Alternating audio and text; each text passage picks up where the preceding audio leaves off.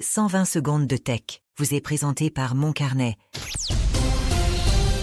C'est l'édition du mercredi 15 janvier. Nouvelle annonce de Mark Zuckerberg et cette fois, ça concerne le licenciement de 5% du personnel de Meta, soit environ 3600 employés. Des employés qui sont considérés par leur direction comme moins performantes par rapport aux autres collègues. Du même souffle, Meta ne se cache pas et confirme que cette opération fait partie d'une stratégie de transformation de l'entreprise et prévoit réembaucher cette année d'autres gens pour les mêmes postes. Meta emploie actuellement 72 000 personnes.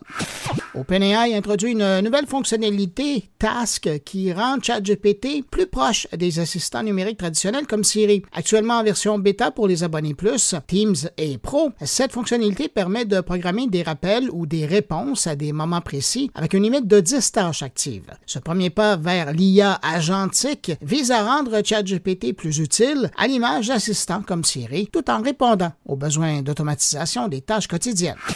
Les États-Unis annoncent une interdiction de vente, d'importation et de test de véhicules connectés chinois et russes sur leur territoire, invoquant des préoccupations de sécurité nationale. Les entreprises chinoises comme WeRide et Pony.ai sont également interdites de tester leurs voitures autonomes sur les routes américaines. Attendons maintenant de voir si la nouvelle administration inversera la décision ou non.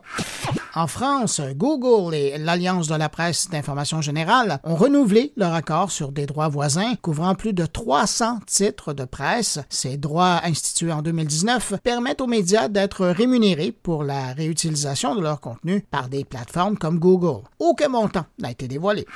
En terminant, Perplexity AI s'associe à TripAdvisor pour aider les utilisateurs à trouver des hôtels adaptés à leurs besoins. Ce partenariat permet à Perplexity d'extraire des données actualisées de TripAdvisor. Cette fonctionnalité déployée sur le web et bientôt sur mobile pourrait s'étendre à la recherche de restaurants et autres services touristiques. À demain! Pour suivre l'actualité numérique en profondeur, abonnez-vous à Mon Carnet. Articles, entrevues, discussions et réflexions sur le monde numérique vous y attendent. moncarnet.com